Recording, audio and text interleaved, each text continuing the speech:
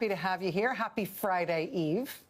So last night here on the show, we talked about some worrying new hiring numbers, which seem just like a bad indicator of where the economy appears to be heading very quickly now that Donald Trump has taken office again.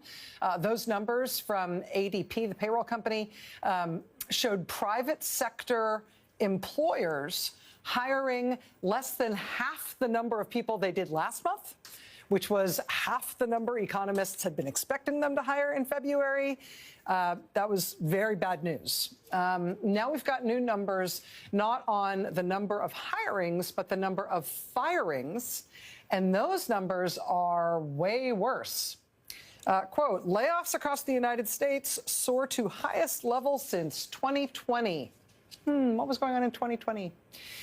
Employers cut more than 170,000 jobs last month. That is a 245% increase from the number of layoffs in January. 245% increase. It's also the highest monthly number of layoffs since the height of the COVID pandemic in Trump's first term in July 2020. Now, that said, to be fair, there can be a seasonal component to layoffs. And to employment numbers generally. Hiring and firing numbers tend to look different in the summer months than they do in the winter months, for example. So if you're really trying to get an honest grasp on how bad this outlook is economically as Trump's policies are taking hold, consider specifically that these are February numbers that we just got. If you really want to compare apples to apples, the last time we got February numbers this bad, it was actually February 2009 when Wall Street had collapsed and we were plunging into not just a national, but an international Great Recession. That's the last time firing numbers looked like this. That said, these are just indicators, and maybe they are wrong. Maybe these are outliers. We expect the official government monthly jobs report tomorrow morning. It's actually not expected to be bad, in part because a lot of the firings since Trump has been president have happened so recently that they may not be reflected in government figures yet. But we shall see. Weirdly and worryingly, because the president and his commerce secretary have both started to make noises about messing with the numbers themselves, potentially changing the way the government's official economic statistics are actually compiled, presumably so they won't show bad news that looks bad for Trump. That is a whole new thing to worry about, whether they're going to try to cook the books on economic numbers, like the jobs numbers coming out tomorrow. I don't think anybody expects them to spike the job numbers or pervert them somehow tomorrow. But we will have to wait and see what we get. Last night, we also talked about President Trump's new gift to America's veterans, the announcement that he's going to fire 80,000 people who work at the VA serving our veterans and providing them health care. Oh, you shouldn't have. Really? 80,000 people fired from the VA specifically? We learned about that last night. Today, NBC News has new reporting on what else Trump is planning to do to veterans.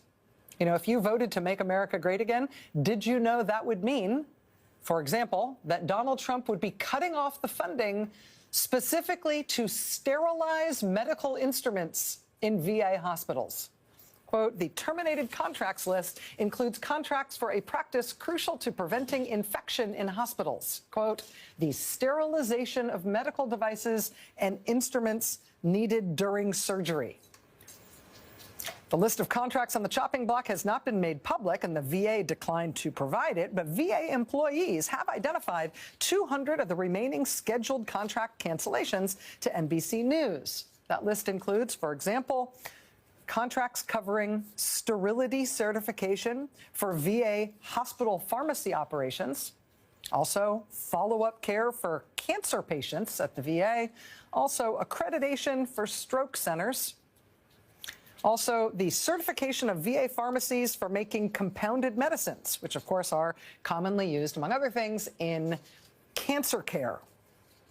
Another contract scheduled for cancellation supports the National Center for PTSD, which is a VA entity that is the world's leading research and educational center on post-traumatic stress disorder. They're cutting that. NBC reports that initially, as of just a few days ago, Trump had even tried to cut X-rays and MRIs from VA health facilities. You know, if you run MRI or X-ray machines in any hospital, in any healthcare facility in the United States, those are things that have radiation elements to them, right? Because of that, because radiation can be dangerous, the Nuclear Regulatory Commission requires that a medical physicist has to come in and ensure that these machines are putting out the right amount of radiation. They're not going to hurt either the patients who are being scanned or the people who are running these machines. But Trump zeroed out funding to do that. Zeroed out funding for the medical physicists that check the X-ray and MRI machines.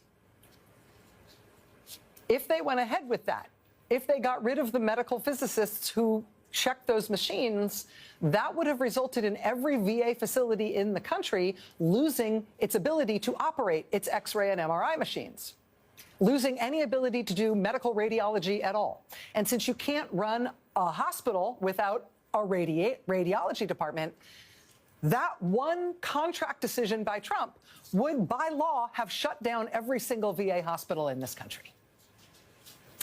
So they announced that one, the getting rid of the medical physicists last week. That was the plan. Now that piece of it has been at least rescinded. But yeah, they really are still planning on cutting off funding to sterilize the instruments that they use for surgery. Because nothing's too good for our veterans, right? Or for our seniors.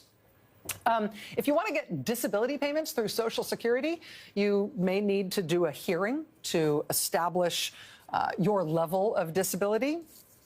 Trump just cut off the funding that pays for medical experts to testify at disability hearings. After thousands of people were fired by Trump at the Social Security Administration, the Washington Post reports today, quote, delays in reviews of disability claims and hearings before administrative law judges are already starting, quote, wait times for basic phone service at Social Security. Those wait times have grown in some cases to hours. Hours-long wait times when you're calling Social Security for help right now. We're also seeing record wait times at the entrances to America's national parks, like this more than 1 mile long line outside Big Bend National Park in Texas on President's Day weekend. This happened right after Trump fired roughly 1,000 employees from the National Park Service just last month. Today, the New York Times reports that the Park Service just got in new data that actually shows some great news about last year. Last year, America's national parks had more visitors than ever before in U.S. history, which is great for last year. But they also obtained an internal Trump administration memo from this week saying they will not be publicizing this news about record attendance at America's national parks because, well, that's an awkward thing to brag about while you're firing all the people that work there because supposedly they're not needed. The National Parks Conservation Association telling the Times today, quote, the National Park Service just reported the highest visitation in its history as the administration conducts massive firings and threatens to close visitor centers and public safety facilities. America's national parks are really popular. Firing the people who work at the parks is not popular. So they're trying just not to talk about those two things in the same sentence. But none of the stuff that they're doing is popular. I mean, the Wall Street Journal now reports that Trump has an executive order that was ready to go as soon as today to shut down the U.S. Department of Education. Shutting down the U.S. Department of Education is wildly unpopular among the American people. The latest Reuters Ipsos poll asked specifically, should the U.S. close down the Department of Education? 32% said yes, 66% said no. By a more than 2-to-1 margin, Americans say, don't shut down the education department. Do Americans feel strongly about that? Yes, they do. Americans who strongly oppose shutting down the education department outnumber Americans who strongly like the idea by a 30-point margin. A lot of what they are doing is very unpopular right now. So much so that Aaron Blake at the Washington Post today netted some of it up under the headline, "The Many Unpopular Things Trump is Doing Right Now." And the numbers, I mean, speak for themselves. Laying off large numbers of American workers, a huge majority of the country is against that. 58% of the country is against that. Dismantling USAID, which provides foreign aid, another big majority against that. 58% against in one poll, 59% in another. How about trying to take the Panama Canal somehow? No, the American people say no to that in huge numbers. 65% opposed. Freezing funds for public health agencies, 67% opposed. Renaming the Gulf of Mexico for some reason? No, 70% of Americans oppose that. How about pardoning the January 6th defendants who attacked the Capitol for Trump? The American people are against that by an almost unimaginable margin. Numbers like this don't exist in polling. But 83% of Americans are opposed to the fact that Trump did that. And ultimately, this matters, you know? I mean, pulling genius economic moves that send the markets and other economic indicators into free fall, trying to pull off genius ideas like cutting off the funding specifically to sterilize medical instruments for when veterans get surgery, trying on all these other things that are so radically unpopular, it matters, right? It creates an inhospitable political and democratic environment for them to try to continue these things. It does enforce some political and public opinion discipline on them for trying this stuff. It's what leads to the street corner protests and the state capitol protests and the town halls that Republican members of Congress are now too scared to continue. All of these things matter. They all create democratic friction. But these things don't necessarily stop them in their tracks. What has been stopping them most directly is the courts and brave individual people in the government who have been willing to take Trump to court over what he has been doing. Today, Trump's attempt to fire the National Labor Relations Board out of existence was shut down by a federal judge in Washington, D.C., who struck down the firing of a member of that board and wrote this in the judge's ruling, quote, "The president does not have the authority to terminate members of the National Labor Relations Board at will. His attempt to fire the plaintiff from her position on the board was a blatant violation of the law. At issue in this case is the president's insistence that he has the authority to fire whomever he wants within the executive branch, overriding any congressionally mandated law in his way. The framers, anticipating such a power grab," this is the judge's ruling, "the framers, anticipating such a power grab, vested in Article 3, the judiciary, not Article 2, the executive branch under the president, the power to interpret the law, including resolving conflicts about congressional checks on presidential authority. The president's interpretation of the scope of his constitutional power, or more aptly, the judge writes, his aspiration, is, quote, flat wrong." Judge Beryl Howell writes in her ruling, quote, "An American president is not a king, not even an elected one, and his power to remove federal officers and honest civil servants like the plaintiff is not absolute. A president who touts an image of himself as a king or a dictator, perhaps as his vision of effective leadership, fundamentally misapprehends the role under Article 2 of the U.S. Constitution." In addition to that ruling today, telling Trump that he cannot fire the National Labor Relations Board, Trump also lost today in federal court in Rhode Island when a judge ruled that he must restart federal funding appropriated by Congress that Trump unilaterally cut off to 22 different states. Yet another judge tonight blocked Trump from firing the head of a tiny agency that does development grants specifically in Africa, after staff members of that agency refused to allow DOJ staffers to access their offices yesterday.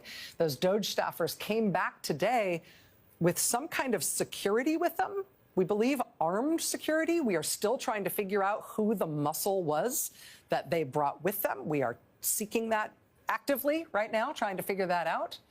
But by bringing some sort of armed force with them, these kids from DOJ physically forced their way into this agency.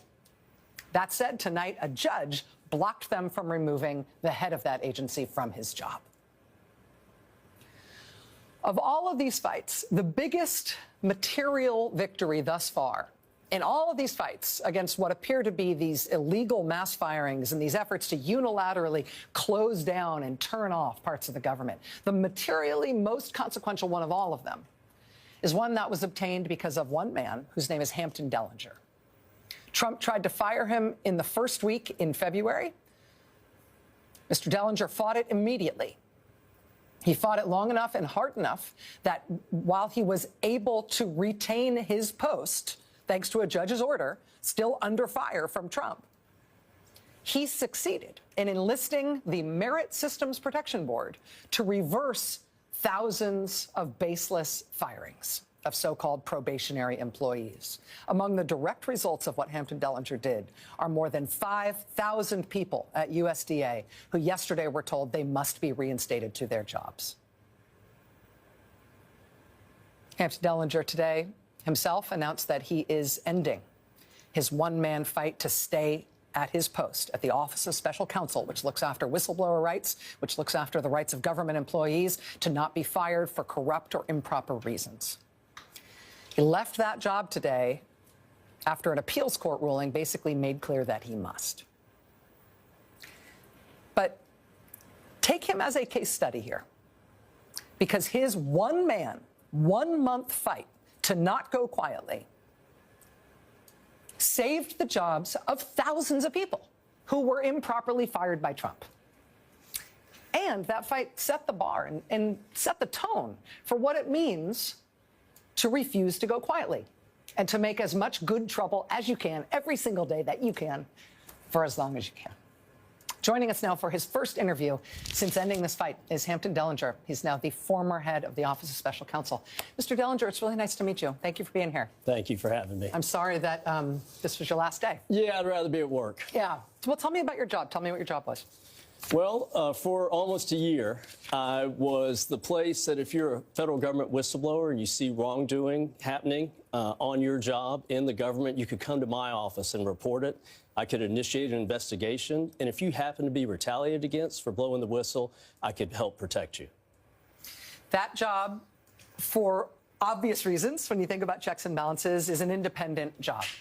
One in which Congress created the job, yes? 50 years ago. Congress created the job and created it in such a way that the president couldn't come in and say, I don't like what this guy is doing protecting these whistleblowers, get him out, I want my own guy in there. Specifically the design of the job, right? That's right. And for 50 years, presidents had respected that design, had respected that there would be a limited but important role for my office and that we would have a measure of protection.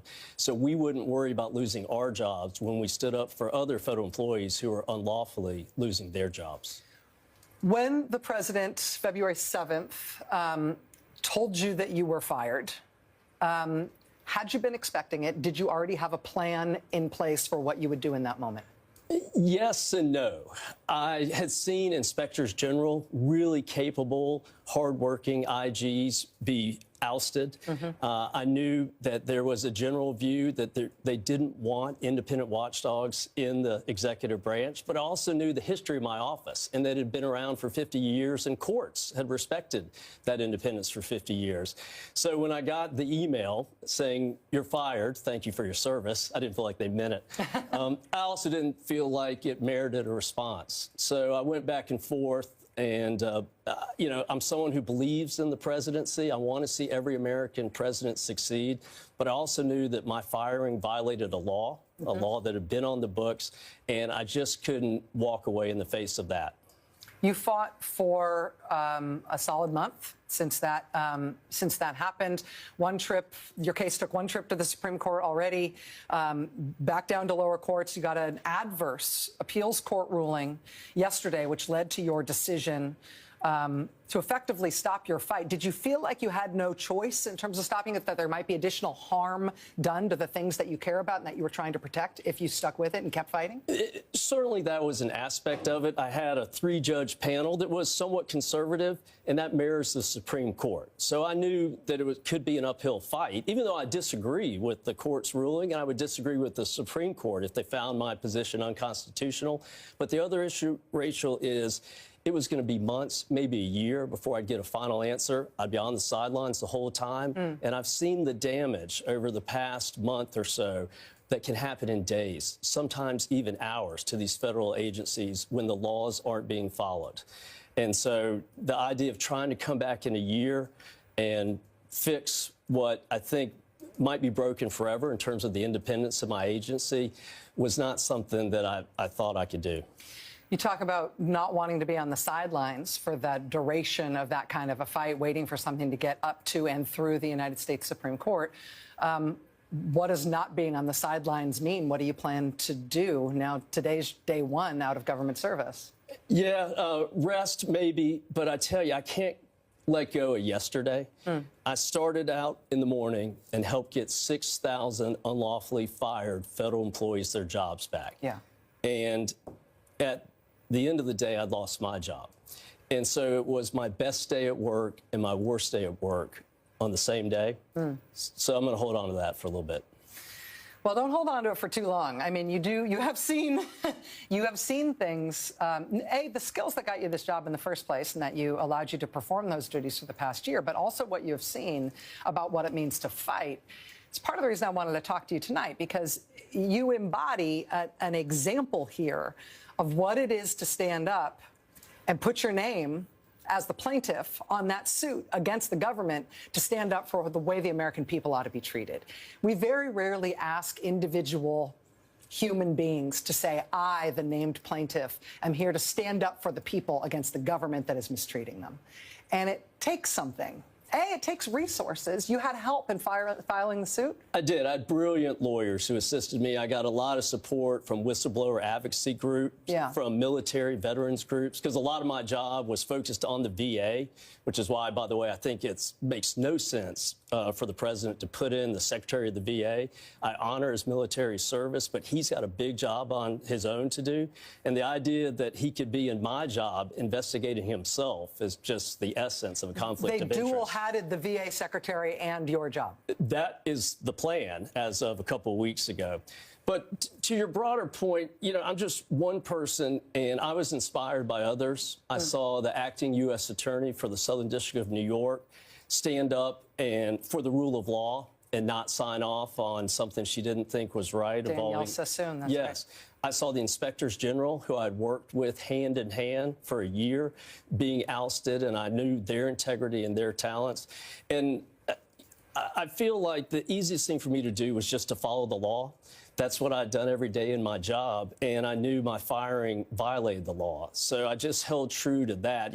I listened as I was thinking about whether to file the suit or not to Shelter in the Storm by Bob Dylan. And I just think for a lawyer, the shelter in the storm, in chaos and uncertainty, is the law.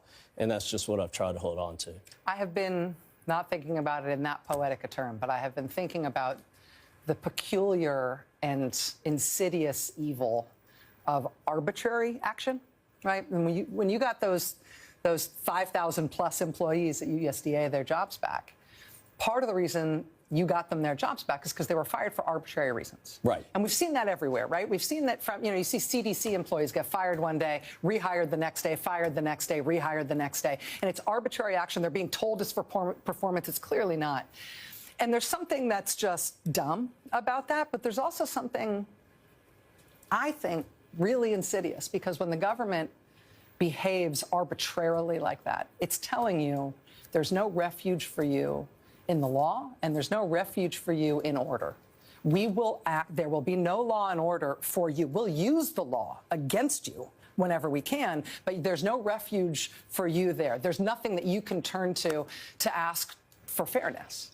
And the arbitrary and misspelled and dumb and instantly retracted and reinstated and untrackable and anonymous nature of what they're doing, I feel like it gives it some of its authoritarian sort of cadence and feel. We have a government because of laws. We have a president because of the Supreme Rule Book, the Constitution. Yeah. So everything is created and structured by a set of rules, a set of laws.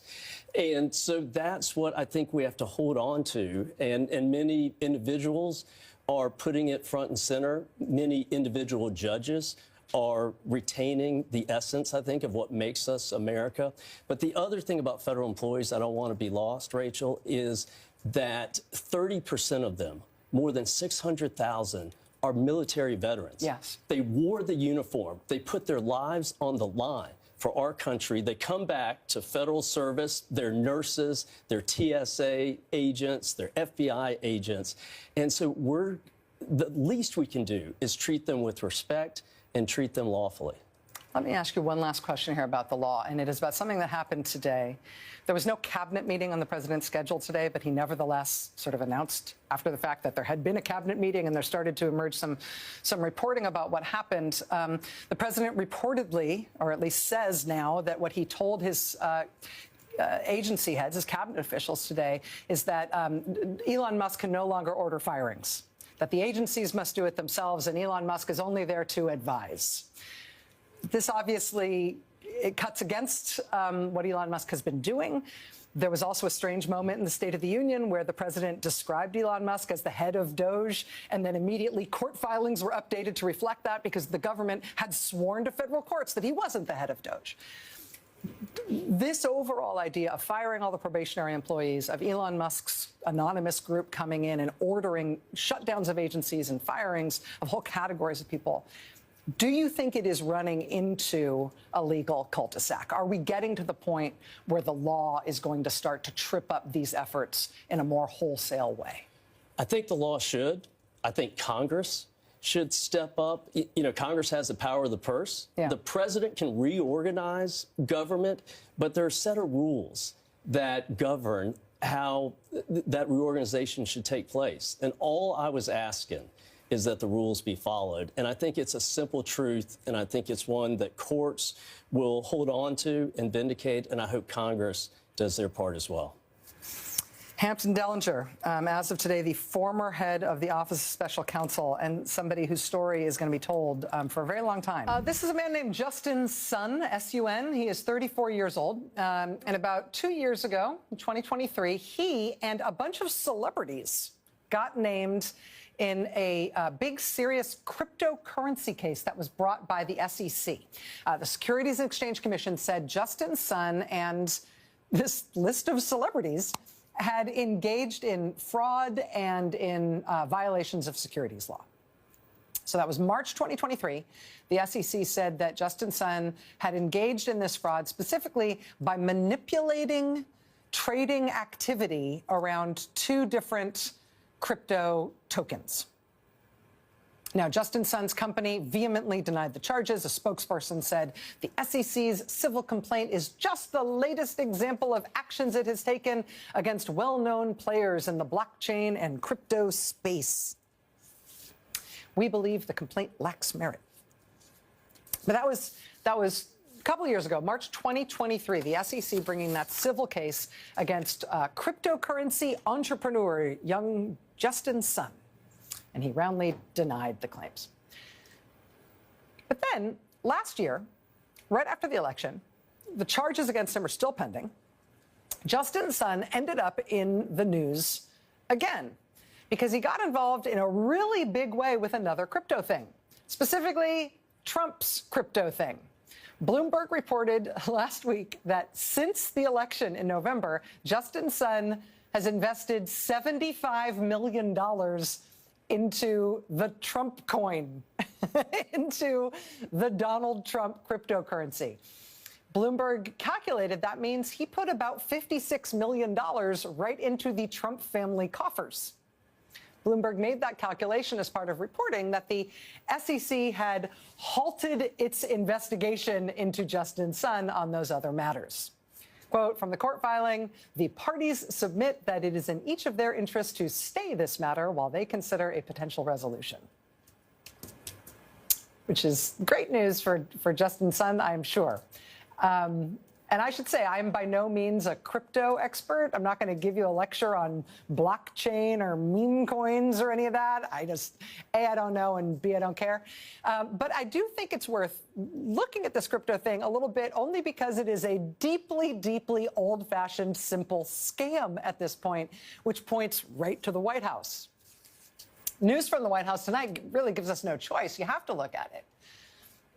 Hopefully, the broad strokes of crypto trading are not complicated. It's like when there was the Beanie Baby craze in the late 90s. People started buying these stuffed animals, right? Beanie Babies, kind of inherently not worth much, but people were speculating on them, right? It was a Beanie Baby trading bubble, other than maybe some emotional value if you had one as a child.